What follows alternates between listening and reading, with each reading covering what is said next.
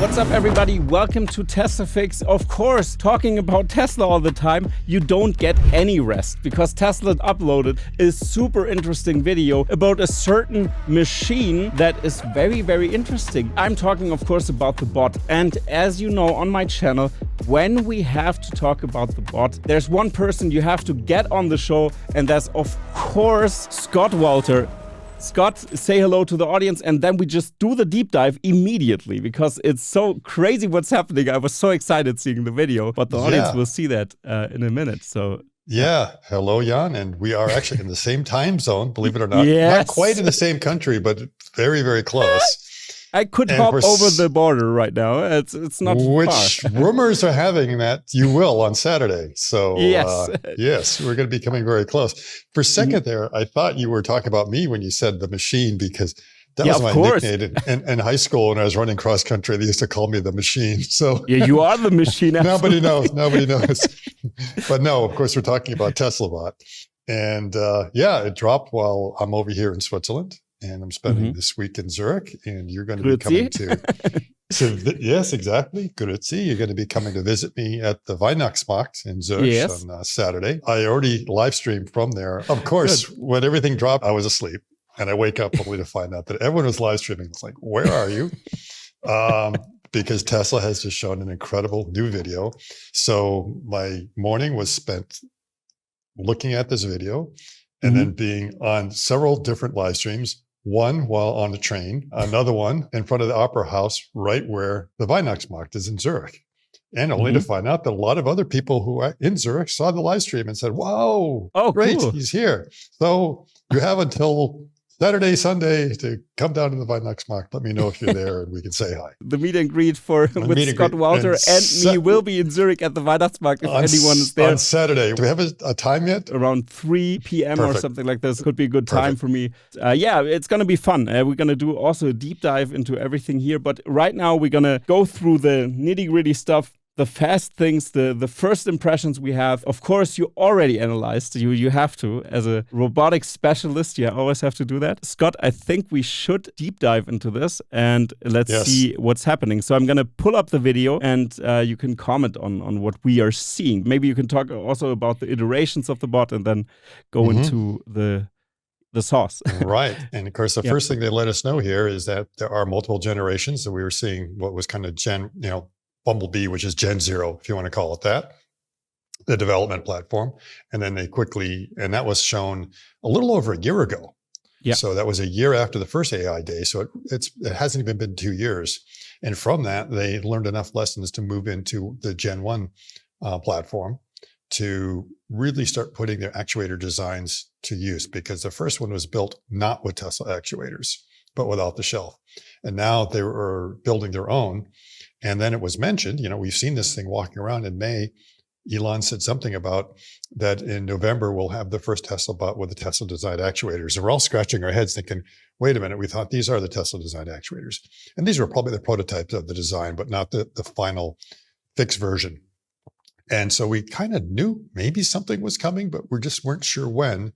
And of course, it turns out to be last night, we begin to see the first versions of it. And the version, if you look at what's going on in the video here, it reminds me a lot of the original. So if you just freeze it for a second, if you remember the first teaser video that they did in AI Day 1, when they went to show the Tesla bot, they were showing scenes like this. So the hand looks the same, the knees look the same. So that original kind of concept that they have, they now are evolving towards it. So we thought they were doing something that's very different. So they still are using it as kind of a template of what they would like to do. It's still aspirational, but they're getting closer and closer to that particular design. And so we're seeing that. Ooh, it looks like we're going to be getting some good feet. The hands are looking like the original design. We're seeing the Tesla Bot logo is being put on there, which usually means when you start throwing logos on things, the branding, right? It means, we're done prototyping. We're getting ready for production. It's now time to start sticking logos on things. And a little stormtrooperish here. But definitely, very different all of a sudden. Definitely there's a new bot in town and you want to know what's going on, just all kinds of, aesthetic design changes. So fundamentally, they have not changed the kinematics of the way it works. The shoulders still seem to be the same. The elbow seems to be the same. Even though it's covered up, I suspect it's the same mechanism. The wrist mechanism is still the same. The hands are basically the same, but they've improved it a lot. They've refined everything in there. But the one kinematic change that they've made is we can see the head starts to move. It didn't move before, remember? So now they have a 2 degree of freedom head, and the whole body is able to move. They've refined the pelvic area, the hips, but still it's the same. But as I mentioned there, we now have a 2 degree of freedom neck to make it a lot easier to track items that are going around there. And maybe when they were doing a lot of the telerobotic in teaching, if the Tesla bot's not able to understand the concept of moving the head or going to a different field of vision, it may have been complicated to do the training. So they probably decided, oh, let's go ahead and put that neck motion in there. But that does give them, I think, some other capabilities, such as being able to duck the head down. Either for balance or when they need to get underneath something, like getting into a vehicle or out of a vehicle, it might make it a little bit easier. Yeah. So we definitely see refinements, but not changes in any of the mechanisms. Nothing radically different, but figuring out how to improve things. So the first thing I noticed was the head moving, and the second was, where are the cables? Yes, and so they're tucked away pretty good. They're tucked away very well. There's still some cables there protruding every now and then in a few places, but you almost don't see them. And so they've made a lot of improvements on that, and that's a big step forward. So, and the other thing is, you can see they've really covered up all the actuators quite well. That you don't have the concerns that there were before about pinch points. And whether debris and dust and other things would get in there to kind of gum everything up. So it's definitely a lot better, and there's no sharp edges to worry about anyone that's nearby the bot somehow getting injured or hurt when they get struck by it. So it's starting to look more like a cobot. Definitely the articulation and movement and everything is very smooth, very human-like. And we do see that they do have the light around the bot's head there to it's a kind of mood lighting, but it could also be telling you something about what the bot is doing. If it's in a red state, right. With operational state, idle state, a failure state, something like that, you could see these different colors just so you kind of know that it's there and what's going on. And I imagine there's also going to be auditory information as well coming eventually. Yeah. And what I was thinking about when I saw this the first time, I was like, wait, I wrote you, is it sped up? Is it CGI? I really thought it was CGI at first, but I thought, okay, benefit of the doubt, let's look at it again. I'll come clean with you, because I suddenly my phone was just kind of blowing up this morning when I get up, and I still wasn't fully awake. And I saw this thing that just said there's a new bot in town. And there was a couple other new humanoid robots videos that have come out over the past few weeks and months. And I thought, oh, here we go. There's now a new company that's getting into it. And so I didn't look at it quickly enough. And I'm seeing this thing is, it doesn't quite look like the Tesla bot. It looks a little bit different.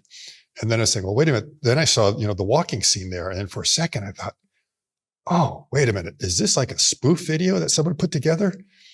And I had to check the account to make sure, was that actually from the Tesla Optimus account? And then, I verified, I figured, oh, it really was. That's when I knew it was real. Because otherwise I wasn't sure myself, because it was just too good looking. The walking gait and everything else, it's not CGI, it's not sped up. And you can see that they've made some very important changes. If we go back there for a second, just back up a little bit. So, okay, so we got the 2 degree freedom, they've cleaned up the actuators a bit right there.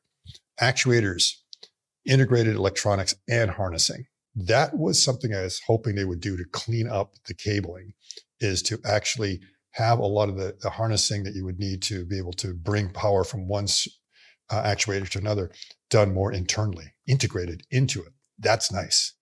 That's a really nice thing. And of course, we always knew the electronics, which would be the sensors and everything else, were part of the original design, coupled in there. So it's not like you buy a motor and then you buy some sort of encoder package and then you bolt them together, which you'll typically see in many situations. In this case, it's actually one package. And now it seems like a lot of the cabling in communication is being routed through that, which makes sense. So you don't need to have anything externally done.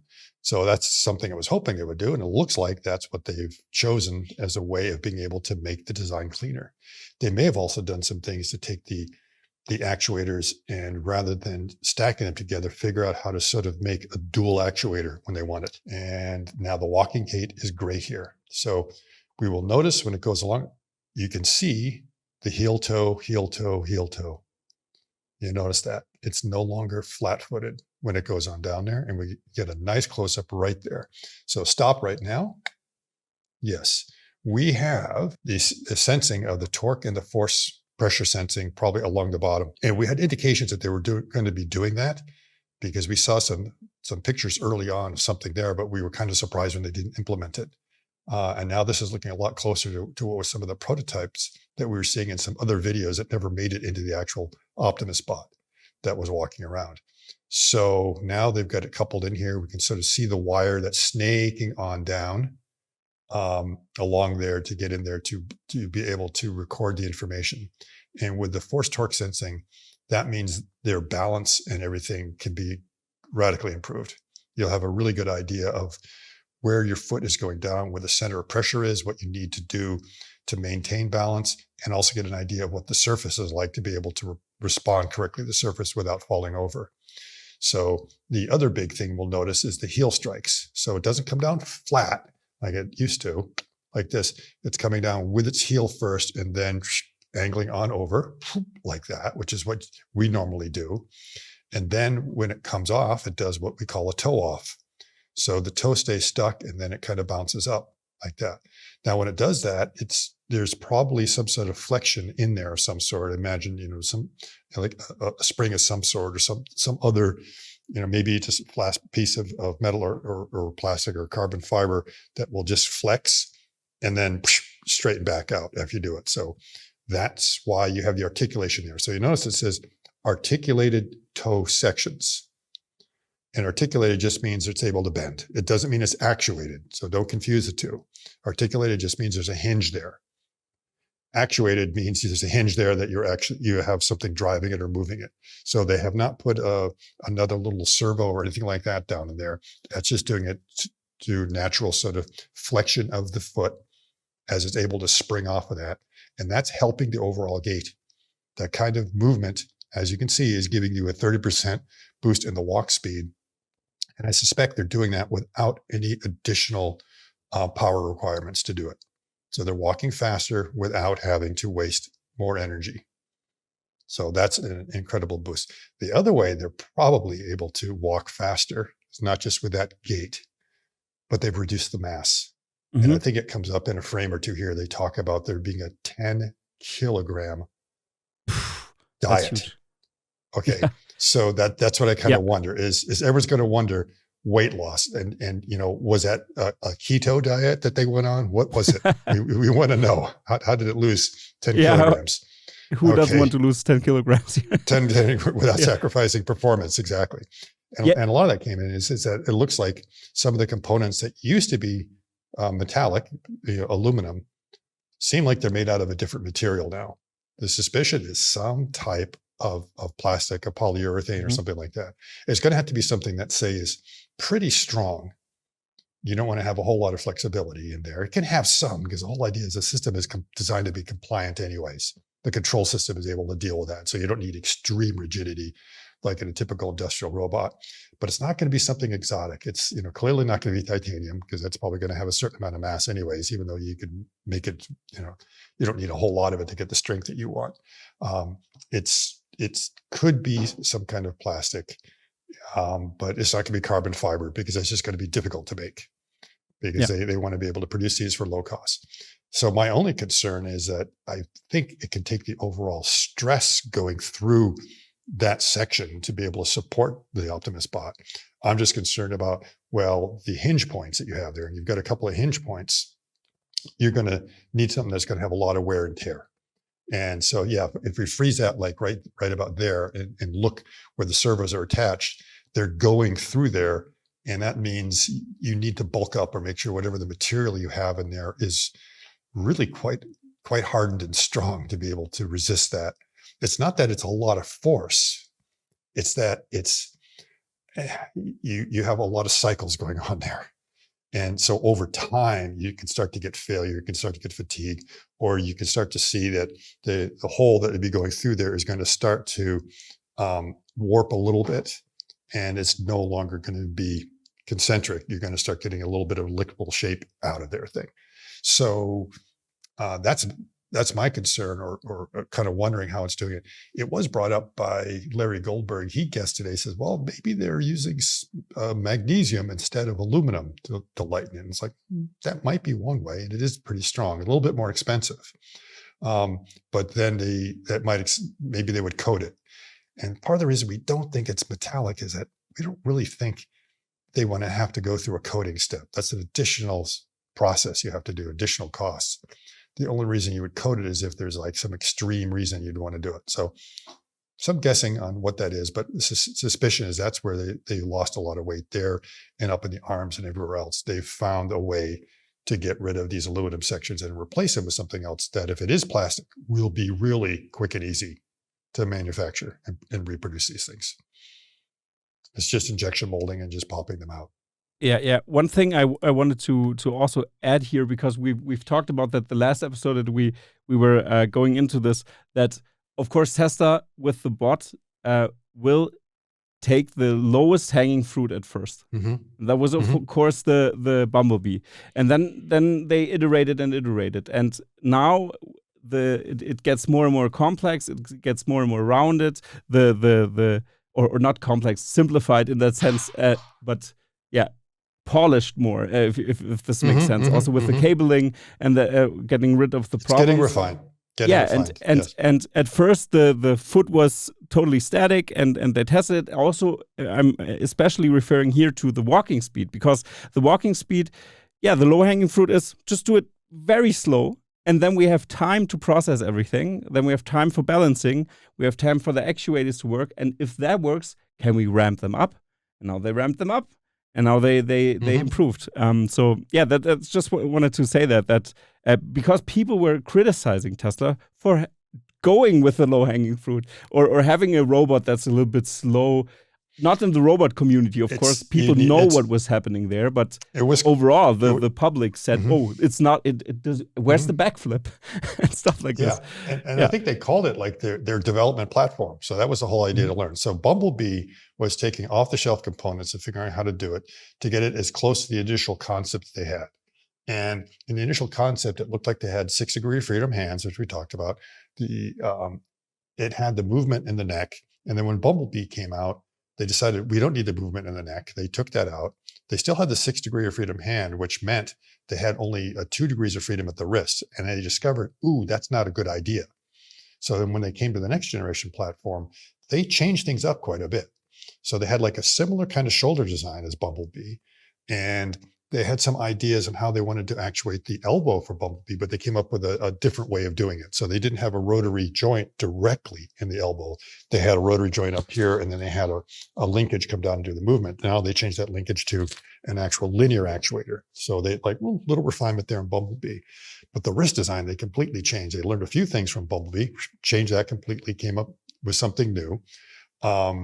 And then they started to look at the legs, and then they changed the legs. They changed the way the knee to be, the hip to be. So they did all sorts of iterations. They took some things out. They put some things in, which is the algorithm, right? You go through and you remove parts and processes that you don't need until you need them again. And then now they've come back and they've added some things back in. And one of them is the neck, the movement of the neck. But then they refined a lot of these other steps in there. They also added some flexibility in the foot. And the big thing that, let's say, they kind of maybe took out that people expected would be there originally are the sensors on the fingers. Remember, they were getting away without the sensors on the fingers. And now with the new hands, they put it back in. So again, this is the idea of the algorithm that they have. You keep on taking out parts until you've taken out so many, you have to start putting some back in. They put a few back in, the neck, fingertips, and also sensors down in the feet. So they tried to see what they could get away with. They realized, I can't get away with this part or that part, and put something else in.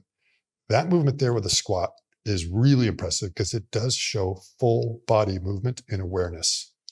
That in order to do that squat without falling over, the hands have to go forward. You need to use them to counterbalance. Otherwise, you will lose your balance. Anyone trying to do that, you're going to realize that that's a problem.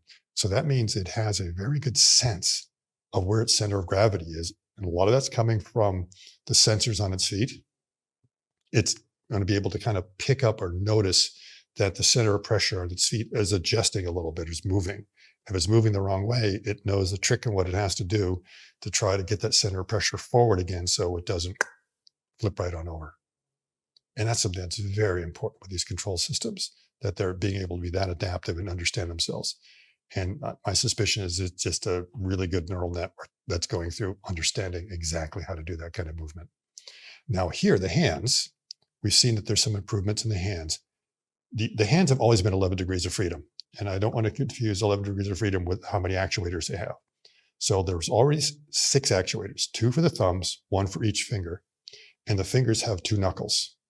And because of that, you end up having 11 degrees of freedom or points of articulation, even though you only have 6 actuators that are doing it. And so when the actuator triggers one of the fingers to move, it ends up rotating about both knuckles. And again, this is a 2-knuckle finger, not a 3-knuckle finger like a human hand. Also, those fingers are all the same length. They haven't changed the length of them, but they seem to move more smoothly now. So they've probably figured out how to refine the drive mechanisms and everything. So it's really able to move it well. They've probably changed how they've designed the joints in the fingers so that they also move very well without binding up and getting stuck in whatever torsion springs they're putting in there to allow it to pop open more easily. So it seems to not stick like it was before. It was kind of getting a little bit stuck now. It just comes in there. And that might be helping it out a little bit. They may have found something they can do to help it out. But the big thing is that they now have, at least on the fingertips, I'm not sure about in the middle of the fingers, though it looks like they may have sensors there, or those could just be non-slip pads that are on the middles of the fingers. They, at least on the fingertips, have something. And it looks like they have an array there that's 6 by 6. So there's about 36 contact points on there that they're able to tell when they go and grab something. And they were showing a heat map around there when it went to grab the egg. So the next thing we're going to see here is this dude picking up the egg. This is the Easter egg of all Easter eggs, because this is like the test case for any gripper in robotics. Can it pick up an egg without breaking it? It's been around for like 40 years or more. That's the test. And then being able to transfer from one hand to another, well, that's a bit of a flex right there. But not just being able to pick it up, but showing moving from one to another. And you can see the heat map on the tips. It gives you an idea of where the pressure point is on there. And so it knows whether it's applying enough pressure and whether the pressure, let's say, is in a good location to keep it from slipping off. I believe that there is enough sensitivity in those fingertips that it could probably read Braille.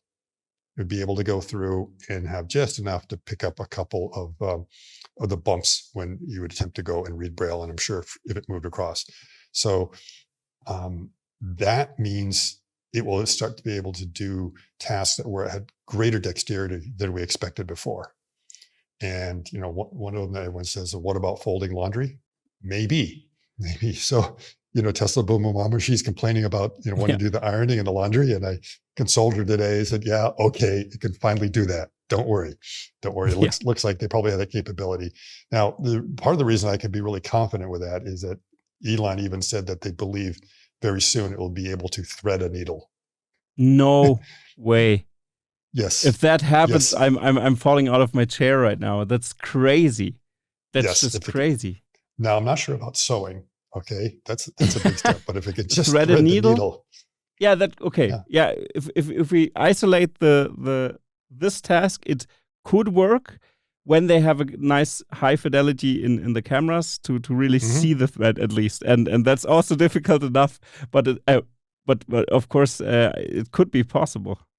I'm believing in this thing more and more because for me, especially as a designer, I just have to get into that from the emotional side a little bit more, or from the movement and everything. Yeah. But Yeah, please just go hold on. it there because that's a really good frame that everyone to see is that, at first I was going through trying to see, did they change anything in the joints? Did they make any, decisions that, we don't like the way this mechanism is or not? And the answer is no, they haven't. And what they've done is they've cleaned things up. So if you look at the wrist mechanism, again, it's using those same two linear actuators to use these kind of push-pull rods in order to make the wrist articulate. But what they've done is they've made the articulation points down there a little bit smaller. So this bar that kind of goes across that connects the two, it's a little bit shorter. And the way they were able to shorten it is that rather than having the two actuators parallel, do you notice they kind of angled them a little bit? So when they come in, they almost come into a focus point. Yeah. And see that has kept the distance between my fingertips when I'm like this is much wider than when I go like that. And so just by angling it that way, they're able to make it a lot more narrow down here around the wrist where you would like it. And then it broadens a bit more like this, like it does in our arms anyways. I guess if I was a bodybuilder, I'd have a bit more bulk right along there, a bit more like Optimus. But you see by they've done just a couple little tricks like that. It's like, let's just adjust an angle of something. So, and it makes it more elegant. So again, these nice, fine little refinements that we're seeing everywhere. The cable management is so good. You don't really notice that it's there. If it is there, in many cases, it's really, really well hidden.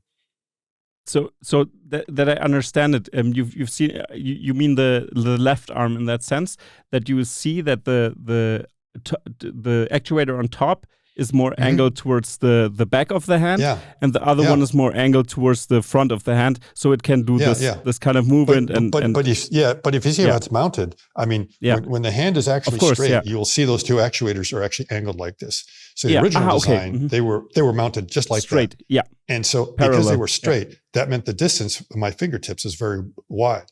So what you do is maybe you keep the position at the back here more, but you automatically angle it in. And by doing that, you could reduce the length of that lever arm at the end there. So it's not sticking out as much.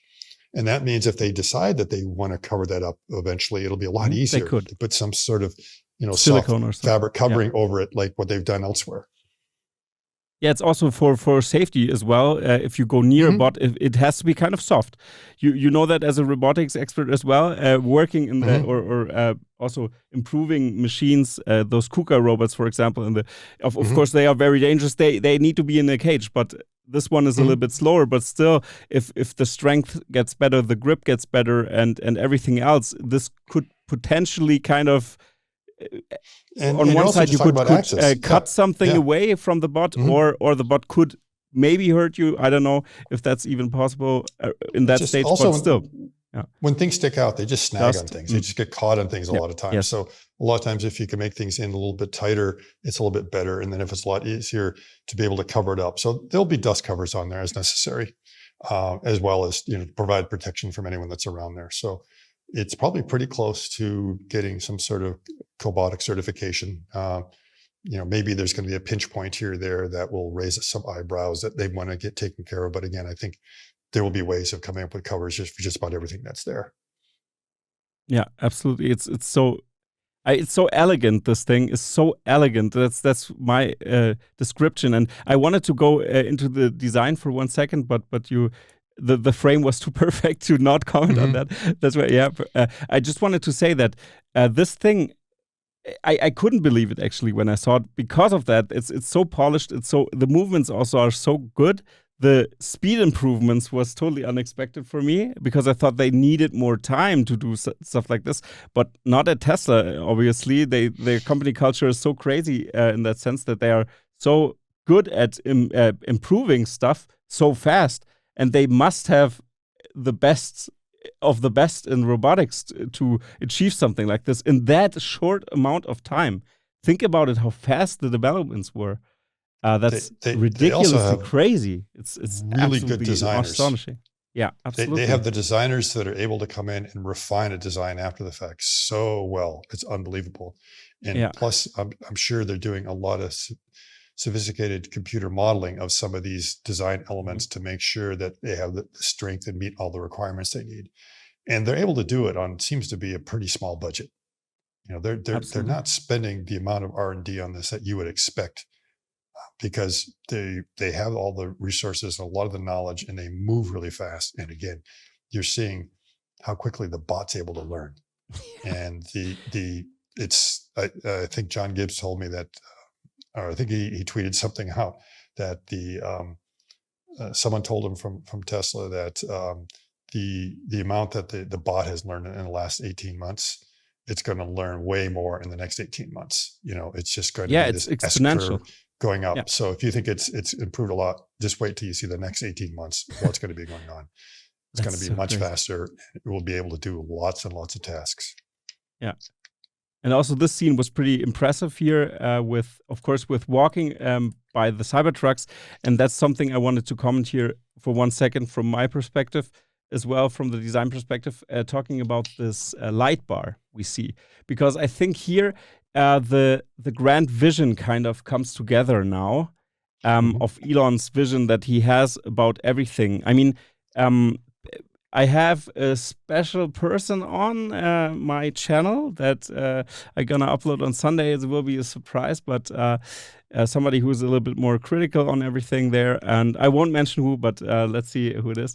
It's gonna be uploaded on Sunday this week also. And it's interesting to see that the acquisition of Twitter was pretty bad in that sense that it costs very much. It stirred up so much heat from the investor side because, of course, Elon sold some shares to good to say, a lot of shares to acquire Twitter. And now with XAI and the bot and the design of the Cybertruck, suddenly the picture molds together more and more. And if we look at this thing and the light bar as well, all the Teslas, the newer iterations of the Teslas, have this kind of light bar that can change the colors. A slight light bar. We're gonna see more and more that this kind of design comes together until we have like a product lineup that's like out of one piece almost. The bot, I mean, of course, it's not a cyber bot. They could do a little bit more angular thing, but it wouldn't make sense. It has to be human-like because it's a humanoid robot. So this makes a lot of sense to have it more clean. It's more leaned, I would say, to the Model S, something like this, when I talk about the cars. And the other cars a little bit more rounded. But also the Cybertruck, it totally fits into this grand vision of the bot, the Mars mission that they want to achieve. I mean, what's better than sending humans to Mars? Maybe some robots who start to build something there before we come there, or maybe a smaller crew with more robots on board to help them would make a lot of sense. So the vision is absolutely interesting. Oh, absolutely. So finding some particular missions for a robot to go on that would be difficult for a human would probably be what will open up everyone's eyes and the capabilities.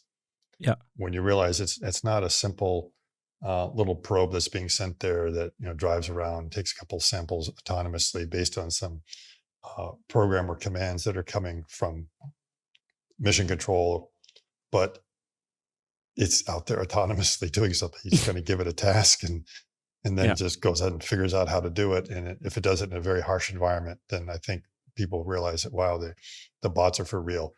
Anyone who has been kind of skeptical about whether the bots are for real, this is like, one of your last chances to kind of evaluate what you think the thesis is on these things.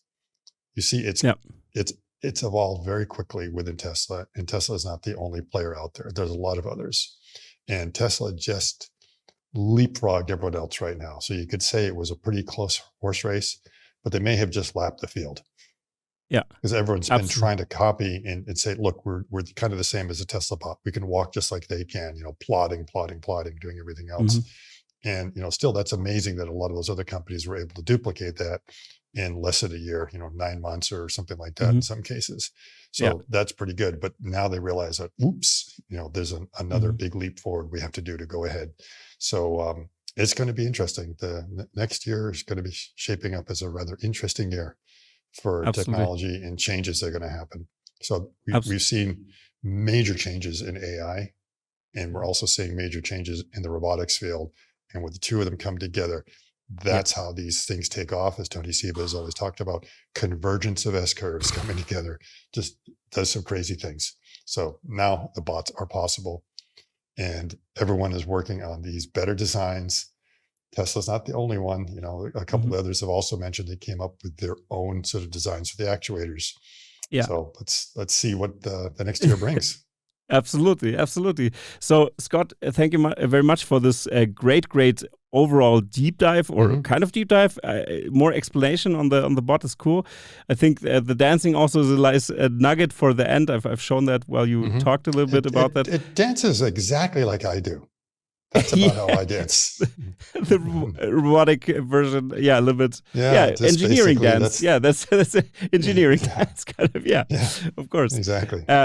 Yeah, and also you could see here that the light bar is changing. So the light bar can change colors, as you see. Here's a amber light, not amber, turquoise, and here we have a little bit more pinkish light. So that's also cool, and it totally fits the whole Tesla aesthetic that we've seen in the newer iterations of their cars. The Cybertruck also fits, of course, perfectly to that, but we're going to talk about the Cybertruck as well on Saturday. So Scott, thank you very much for diving into this. Of course, everybody, please follow Scott on X. I'm going to link everything down below on top here on the right corner here as well.